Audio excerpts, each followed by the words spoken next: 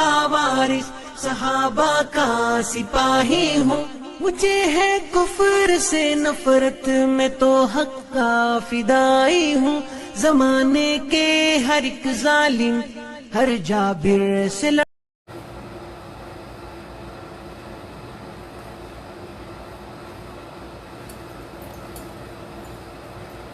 السلام علیکم ورحمۃ اللہ وبرکاتہ۔ الحمدللہ رب العالمین والصلاة والسلام علی اشرف الانبیاء والمرسلین نبینا محمد وعلی آلہ وصحبہ اجمعین ومن تبعہم بإحسان الی یوم الدین۔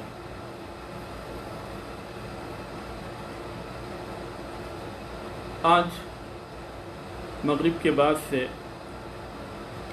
آخری عشرے کی شروعات ہوئی اور رمضان کے جو 3 عشرے ہیں ان تینوں عشروں میں سب سے زیادہ فضیلت کا عشرہ یہ آخری عشرہ ہے، یہ آخری 10 دن ہیں،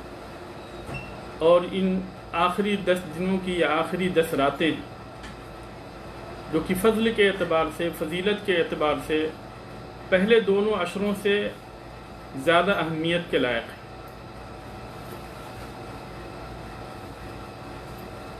اور اس کی فضیلت کی وجہ یہ ہے کہ اس میں لیلۃ القدر ہے۔ قدر کا مطلب ہوتا ہے تعظیم کے، شرف اور تعظیم، کہ جس کی تعظیم کی جائے، جس کی فضیلت کو بیان کی جائے، یعنی فضل والی رات، تعظیم والی رات، عظمت والی رات۔ اور یہ خصوصیت اسے اس لیے حاصل ہے کہ اللہ تبارک و تعالیٰ نے اس کے اندر قرآن مجید کو نازل کیا۔ اسی طریقے سے اس کا دوسرا معنی یہ بیان کیا جاتا ہے کہ اس کو لیلۃ القدر اس لیے کہتے ہیں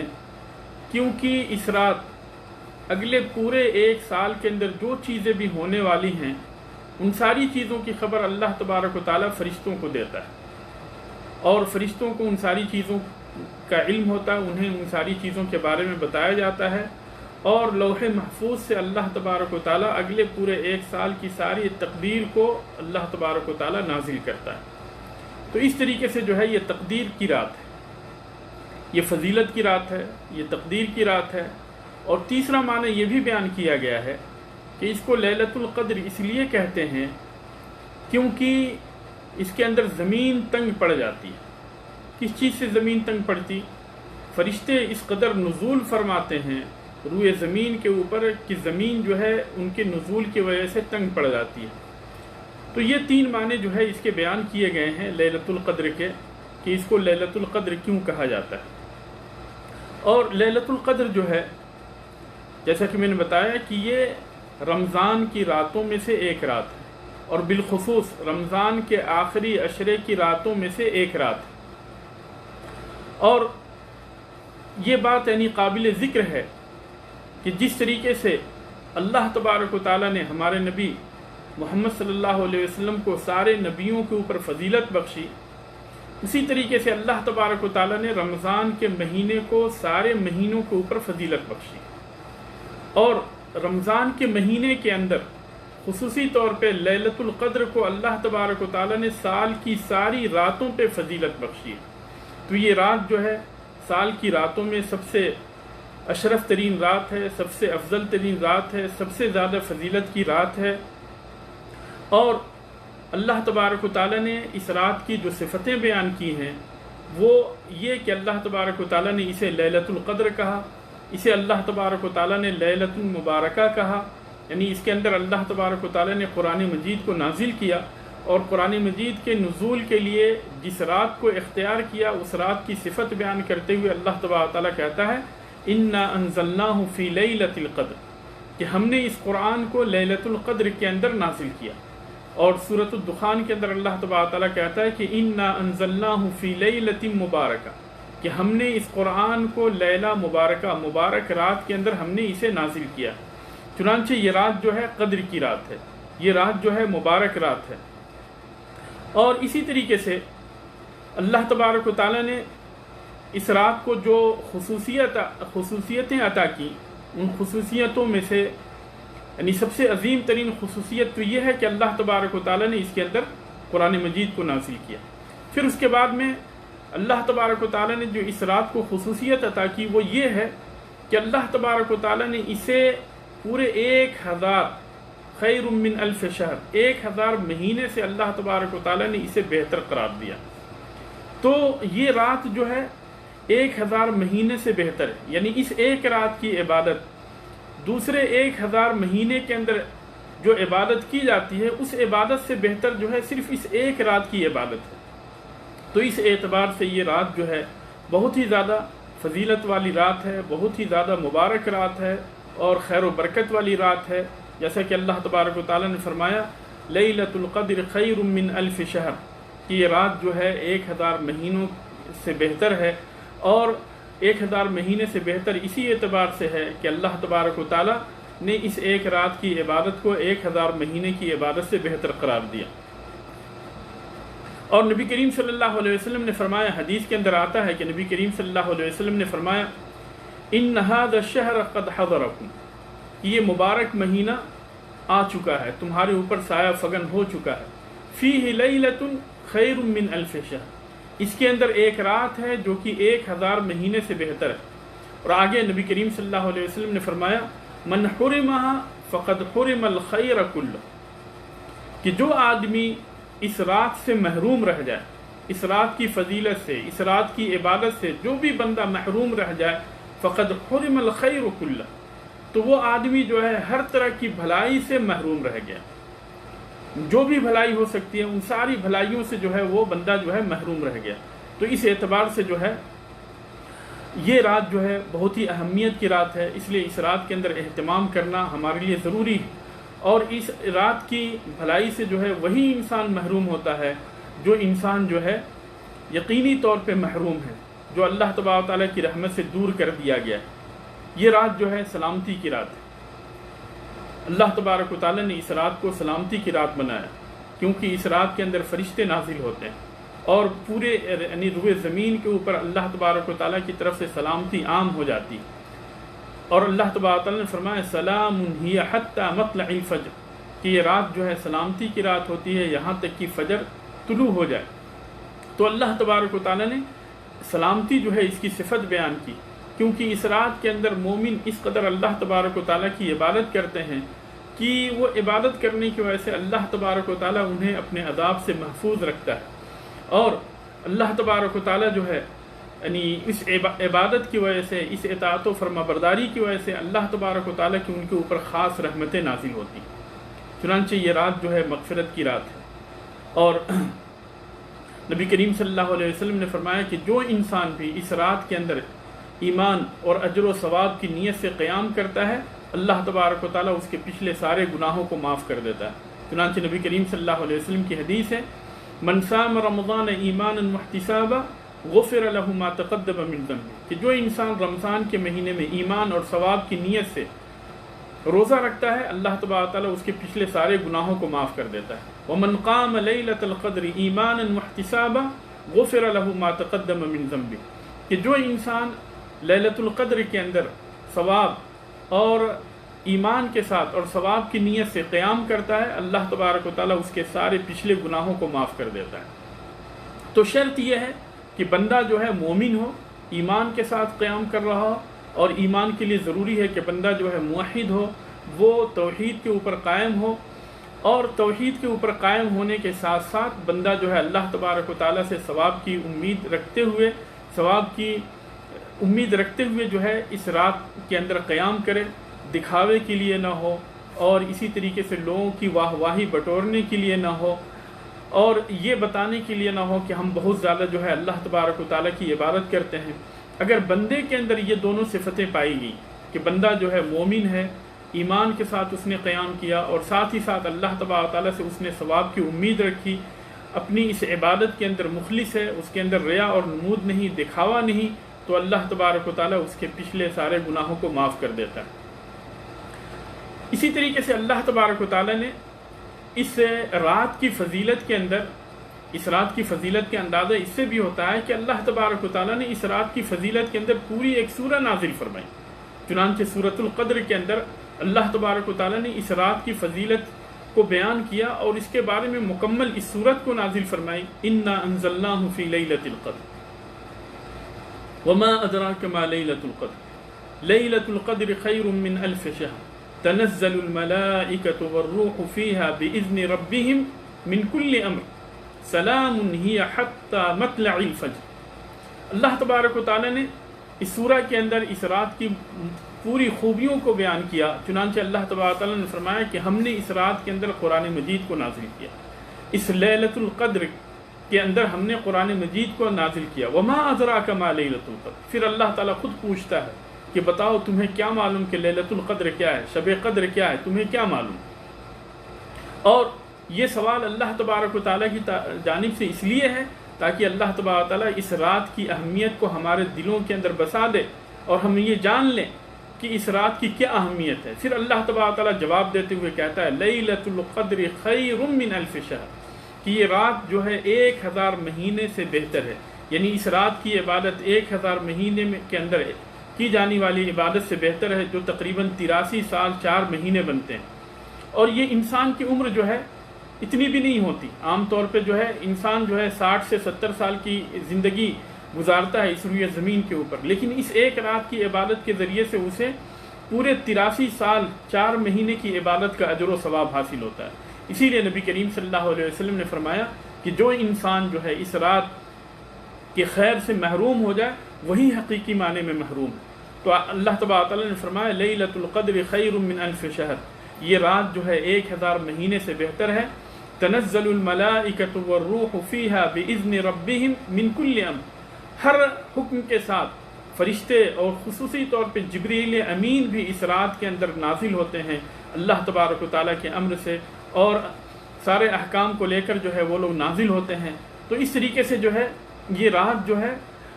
اللہ تبارک و تعالیٰ کی طرف سے بہت ہی اہمیت والی رات ہے، کیونکہ اسی رات کے اندر اللہ تبارک و تعالیٰ جو ہے پورے اگلے سال کے اندر جو کچھ بھی ہونے والا ہوتا ہے ان ساری چیزوں کو اللہ تبارک و تعالیٰ نازل کرتا ہے لوح محفوظ سے، اور فرشتوں کو اس کے بارے میں خبر دے دی جاتی ہے، اور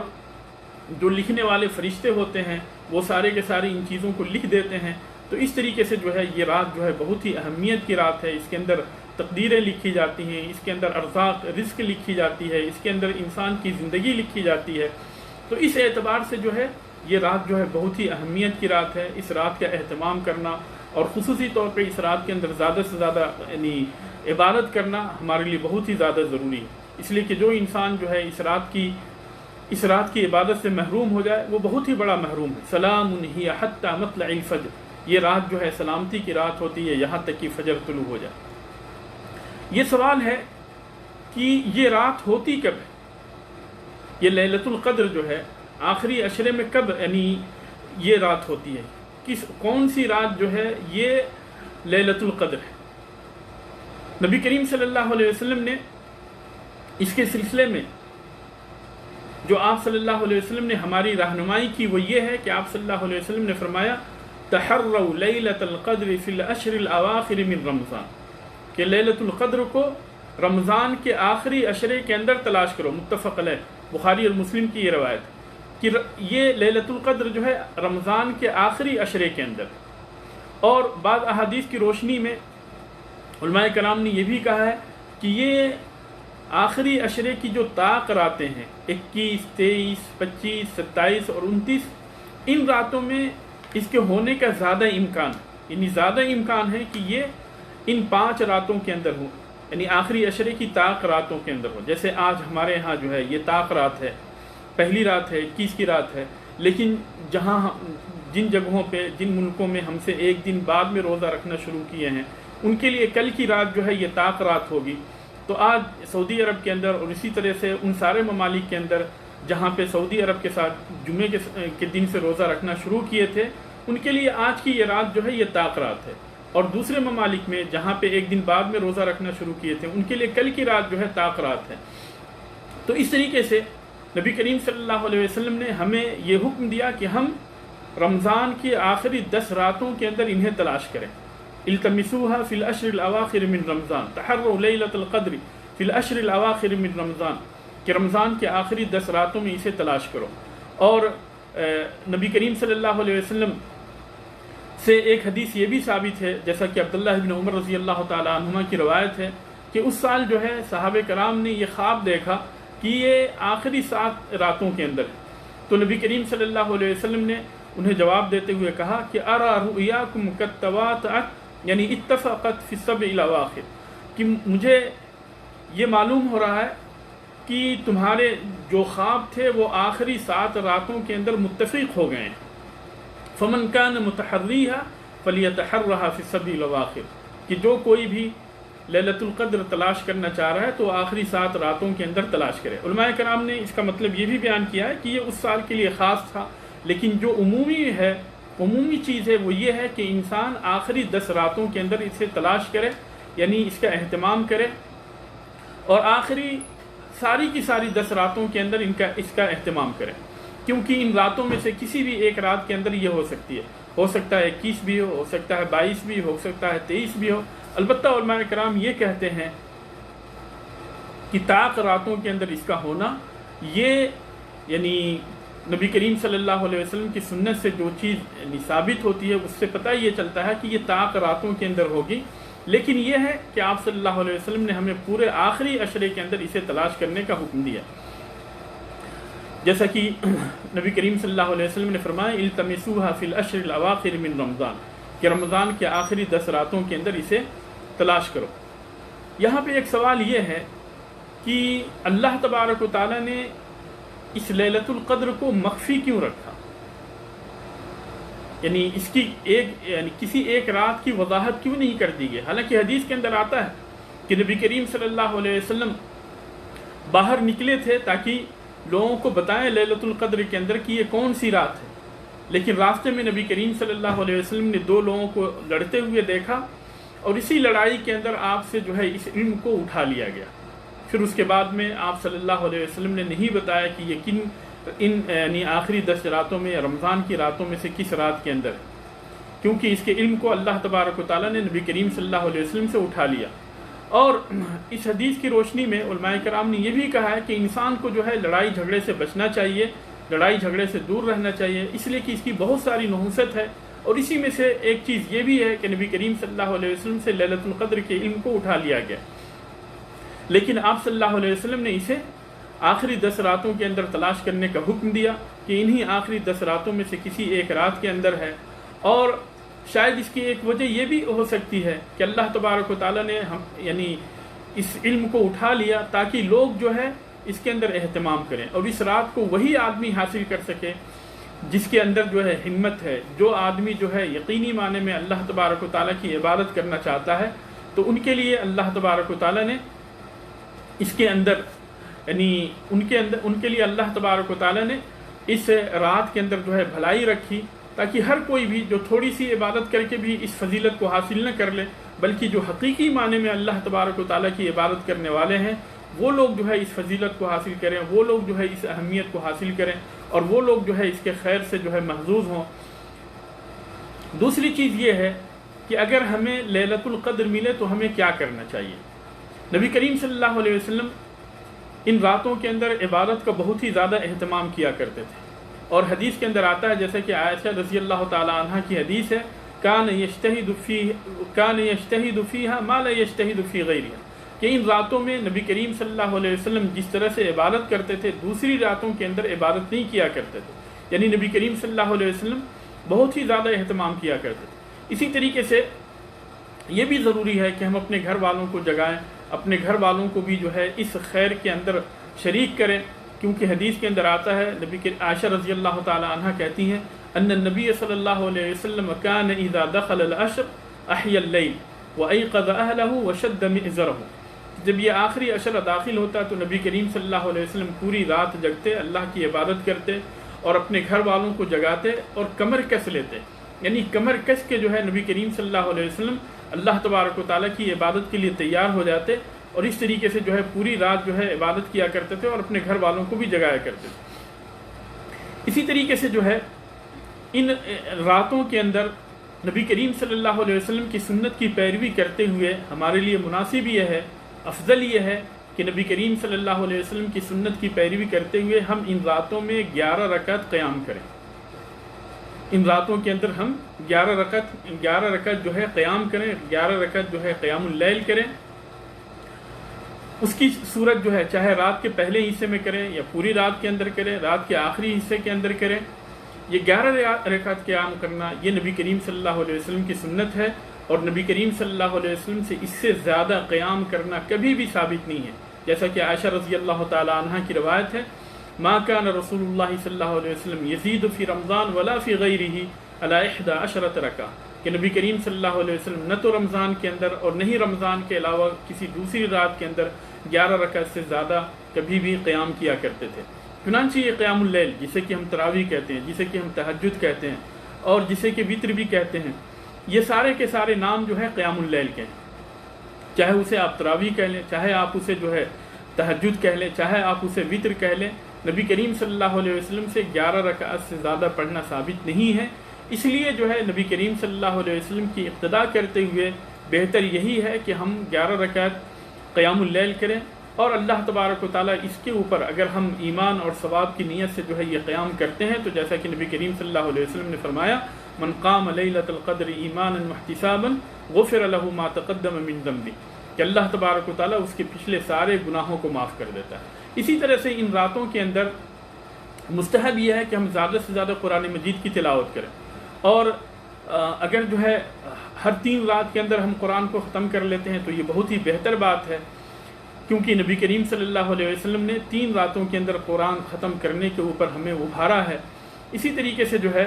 اس کے اندر جو ہے زیادہ سے زیادہ صدقہ کریں، کیونکہ نبی کریم صلی اللہ علیہ وسلم پورے رمضان کے اندر صدقہ کیا کرتے تھے، اور خصوصی طور پہ جب جبریل علیہ السلام جب نبی کریم صلی اللہ علیہ وسلم سے ملتے تھے تو آپ صلی اللہ علیہ وسلم تیز و تند ہوا سے بھی زیادہ صدقہ کیا کرتے تھے. اسی طریقے سے یعنی ان راتوں کے فضائل میں سے یا ان آخری عشرے کے فضائل میں سے یہ ہے کہ عام دنوں میں بھی ہے، رمضان کے عام دنوں میں بھی، کہ جو ہے ہم روزے دار کو جو ہے افطار کرائیں، اور روزے دار کے افطار کرانے کا جو اجر ہے جیسا کہ حدیث کے اندر ثابت ہے کہ اللہ تبارک و تعالیٰ اس کے ثواب کے برابر ثواب عطا کرتا ہے. اسی طریقے سے جو ہے ہم دعاؤں کا اہتمام کریں، خصوصی طور پہ دعاؤں کا اہتمام کریں، کیونکہ عائشہ رضی اللہ تعالی عنہ نے جب نبی کریم صلی اللہ علیہ وسلم سے پوچھا کہ اللہ کے رسول اگر مجھے لیلۃ القدر مل جائے تو میں کیا دعا کروں، تو نبی کریم صلی اللہ علیہ وسلم نے کہا کہ قولی اللہم انک عفو تحب العفو فاعف عنی، کہ اللہ تبارک تعالیٰ تو عفو درگزر کرنے والا ہے اور معافی کو تو پسند کرتا ہے، اللہ تبارک تعالیٰ تو مجھے معاف کر دے. تو انسان جو ہے زیادہ سے زیادہ اس دعا کو کرے، اس لیے کہ خصوصی طور پہ نبی کریم صلی اللہ علیہ وسلم نے یہ دعا جو ہے عائشہ رضی اللہ تعالی عنہ کو سکھائی، اللہم انک عفو تحب العفو فاعف عنی، کہ اللہ تبارک تعالیٰ تو عفو درگزر کرنے والا ہے اور تو عفو درگزر کو پسند کرتا ہے، اللہ تعالیٰ تو مجھے معاف کر دے. تو یہ دعا جو ہے زیادہ سے زیادہ کریں. اس کے علاوہ بھی جو ہے یعنی دوسری دعائیں کریں، کیونکہ اللہ تبارک و تعالیٰ جو ہے ہر رات کو آسمان دنیا کے اوپر نازل ہوتا ہے آخری پہر میں، اور بندوں سے کہتا ہے کہ حل من داعٍ فاستجیب لہ، کوئی پکارنے والا ہے کہ پکارے کہ میں اس کی پکار سنوں، کوئی مانگنے والا ہے کہ میں اس کی مانگ کو سنوں، میں اس کی مانگ پوری کروں، کوئی مغفرت طلب کرنے والا ہے کہ میں اس کے گناہوں کو بخش دوں. تو بندہ جو ہے ان راتوں کے اندر زیادہ سے زیادہ دعا کرے، استغفار کرے، خود اپنے لیے کرے، اپنے گھر والوں کے لیے کرے، سارے مسلمانوں کے لیے کرے، اور جو ہے جب یعنی قیام اللیل کریں تو گھر والوں کے ساتھ جماعت کے ساتھ قیام کریں. ابھی یعنی لاک ڈاؤن کے اندر ہم مسجدوں کے اندر نہیں جا سکتے، تو گھر والوں کو اکٹھا کر کے جو ہے جماعت کے ساتھ ہم قیام کریں، اور قیام کرتے ہوئے جو ہے جب ہم دعائے قنوت پڑھیں تو دعائے قنوت کے اندر جو ہے خصوصی طور پہ جو ہے نبی کریم صلی اللہ علیہ وسلم سے جو دعائیں ثابت ہیں، اللہم اہدنی فیمن ہدیت وعافنی فیمن عافیت، ان دعاؤں کو پڑھنے کے بعد میں اپنے لیے، سارے مسلمانوں کے لیے مغفرت کی دعا کریں، اور ساتھ ہی ساتھ جو ہے جو مظلوم مسلمان ہیں جن کے اوپر پورے دنیا کے اندر ظلم و زیادتی ہو رہی ہے، جنہیں جو ہے ہاسپٹل کے اندر ایڈمٹ نہیں کیا جا رہا ہے، اور جنہیں جو ہے گھر سے باہر نکلتے ہی ان کے اوپر طرح طرح کے الزامات لگا کر انہیں جو ہے قتل کر دیا جا رہا ہے، انہیں مارا اور پیٹا جا رہا ہے، ان مظلوم مسلمانوں کے لیے دعا کریں، اور ان ظالموں کے اوپر بد دعا کریں جو مسلمانوں کے ساتھ اس طرح کی ظلم و زیادتی کر رہے ہیں، اور ان حکمرانوں کے اوپر بھی بد دعا کریں جو مسلمانوں کے اوپر اس طرح کی ظلم و زیادتی کرنے کے لیے لوگوں کو ابھار رہے ہیں. تو اس طریقے سے ہمارے لیے ضروری ہے. یہ یعنی دعا کا مہینہ ہے۔ اللہ تبارک و تعالیٰ نے دعا کی آیت کو، جہاں پہ رمضان کے روزے کی آیت ہے، ان آیتوں کے بیچ میں جو ہے اللہ تبارک و تعالیٰ نے دعا کی آیت کی نازل کی۔ وَإِذَا سَأَلَكَ عِبَادِي عَنِّي فَإِنِّي قَرِيبٌ، اس آیت کو اللہ تبارک و تعالیٰ نے رمضان کی آیتوں کے بیچ میں نازل کی ہے، اس چیز کی اہمیت کو بیان کرنے کے لیے کہ رمضان جو ہے یہ دعا کا مہینہ ہے، اور خصوصی طور پہ جو ہے یہ آخری عشرہ جو ہے یہ دعا کی راتیں ہیں، اور صحابہ کرام جو ہے ان آخری عشرے کے اندر یہ اہتمام کرتے تھے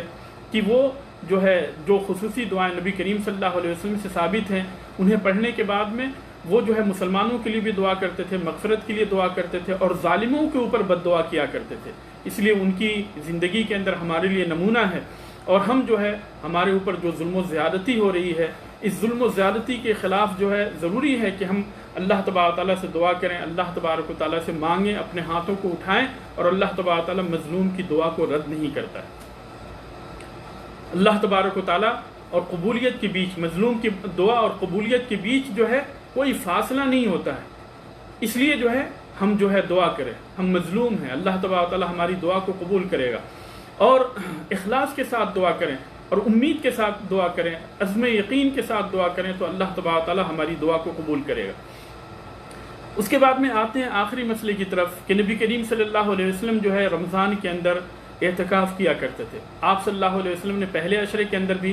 اسی یعنی لیلۃ القدر کی تلاش میں آپ صلی اللہ علیہ وسلم نے پہلے عشرے کے اندر اعتکاف کیا، پھر اس کے بعد میں آپ صلی اللہ علیہ وسلم نے بیچ والے عشرے میں بھی اعتکاف کیا، پھر اس کے بعد میں آپ صلی اللہ علیہ وسلم نے صحابہ کرام کو بلایا اور کہا کہ جن لوگوں نے میرے ساتھ اعتکاف کیا ہے وہ آخری عشرے کے اندر بھی اعتکاف کرنا چاہیں تو کریں، اس لیے کہ مجھے بتایا گیا ہے کہ لیلۃ القدر جو ہے آخری عشرے کے اندر۔ تو اس طریقے سے جو ہے ہم آخری عشرے کے اندر جو ہے آخری عشرے کے اندر جو ہے اعتکاف کرنا جو ہے یہ نبی کریم صلی اللہ علیہ وسلم کی سنت ہے، اور نبی کریم صلی اللہ علیہ وسلم نے اعتکاف کیا، اور نبی کریم صلی اللہ علیہ وسلم کے ساتھ ازواج مطہرات نے بھی اعتکاف کیا۔ لیکن اعتکاف کہاں کرنا ہے؟ کیا ہم اپنے گھروں کے اندر اعتکاف کر سکتے ہیں یا گھروں کے اندر اعتکاف نہیں کر سکتے؟ کیونکہ امسال جو ہے یعنی مسجدیں بند ہیں، صرف وہاں سے اذانیں ہو رہی ہیں، تو ایسی صورت میں ہمیں اعتکاف کہاں کرنا ہے؟ اعتکاف کے لیے اللہ تبارک و تعالیٰ نے جو شرط لگائی ہے وہ یہ ہے کہ مسجد کے اندر ہونی چاہیے، اس لیے کہ اللہ تبارک و تعالیٰ نے انہی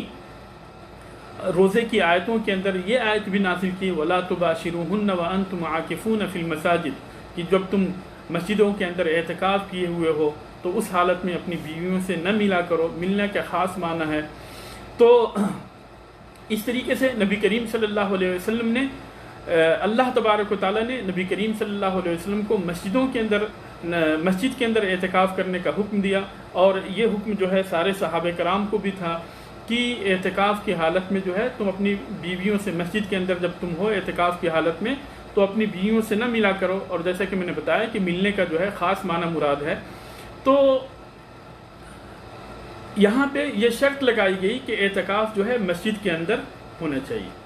اور یہ حکم جو ہے سب کے لیے عام ہے، چاہے مرد ہوں یا عورت ہوں۔ نبی کریم صلی اللہ علیہ وسلم نے خواتین کے لیے کوئی خصوصی حکم نہیں دیا، بلکہ ان کے لیے بھی یہی حکم ہے جو حکم جو ہے مردوں کے لیے ہے۔ اور اسی لیے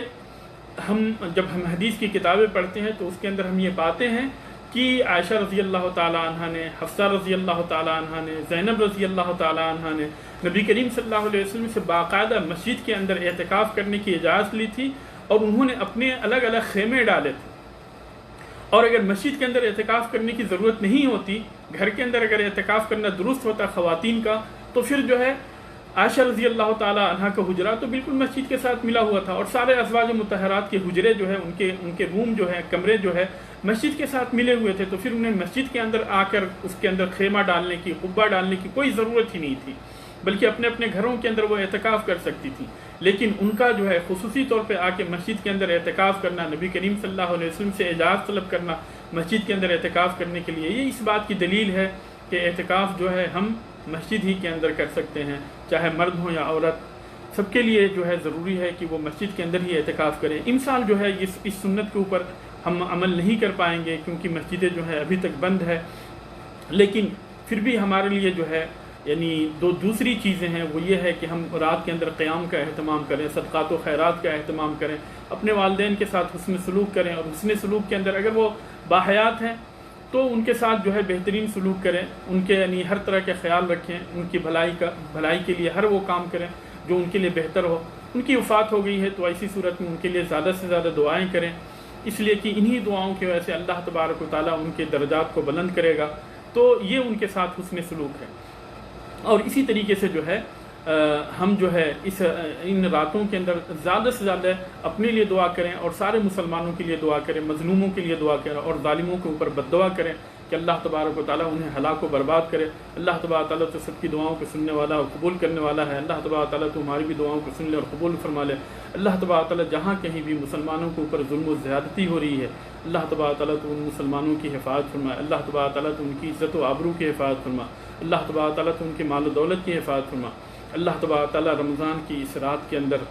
جو کہ آخری عشرے کی راتوں میں سے ایک رات ہے، اللہ تبارک و تعالیٰ ہم تم سے یہ سوال کرتے ہیں، اللہ تبارک و تعالیٰ فریاد کرتے ہیں کہ اللہ تبارک و تعالیٰ تو ہم مسلمانوں کی مغفرت فرما دے۔ اللہ تبارک و تعالیٰ ہمارے اوپر جو ظلم و زیادتی ہو رہی ہے، اللہ تبارک و تعالیٰ اس ظلم و زیادتی کا خاتمہ کر دے۔ اللہ تبارک و تعالیٰ ظالم حکمرانوں کو تباہ و برباد کر۔ اللہ تبارک و تعالیٰ تو انہیں ہلاک و برباد کر۔ اللہ تبارک و تعالیٰ تو سب کی دعاؤں کو سننے والا اور قبول کرنے والا ہے۔ اللہ تبارک و تعالیٰ تو ہماری دعاؤں کو سن لے اور قبول فرما لے۔ اللہ تبارک و تعالیٰ تو ہم سارے مسلمانوں کی مغفرت فرما۔ اللہ تبارک و تعالیٰ تمہاری عزت و آبرو کی حفاظت فرما۔ اللہ تبارک و تعالیٰ تمہارے مال و دولت کی حفاظت فرما۔ اللہ تبارک و تعالیٰ تو ہمیں عزت عطا کر۔ اللہ تبارک و تعالیٰ تو ہمیں اسلام کے مطابق، توحید کے مطابق زندگی گزارنے کی توفیق عطا فرما۔ اللہ تبارک و تعالیٰ تو ان راتوں کے اندر ہمیں اپنے ان بندوں میں سے بنانا جن کی تو مغفرت کر دے گا۔ اللہ تبارک و تعالیٰ تمہارے والدین کی مغفرت فرما۔ اللہ تبارک و تعالیٰ تمہارے بال بچوں کی مغفرت فرما۔ اللہ تبارک و تعالیٰ تمہارے گھر والوں کی مغفرت فرما۔ اللہ تبارک و تعالیٰ تو سارے مسلمانوں کی مغفرت فرما۔ اللہ تبارک و تعالیٰ جو بھی مسلمان مریض ہے، بیمار ہے، اللہ تبارک و تعالیٰ تو اس کی بیماری کو دور کر دے۔ اللہ تبارک و تعالیٰ تو اسے شفا دے۔ آمین وآخر دعوانا الحمد للہ رب العالمین۔ السلام علیکم ورحمۃ اللہ وبرکاتہ۔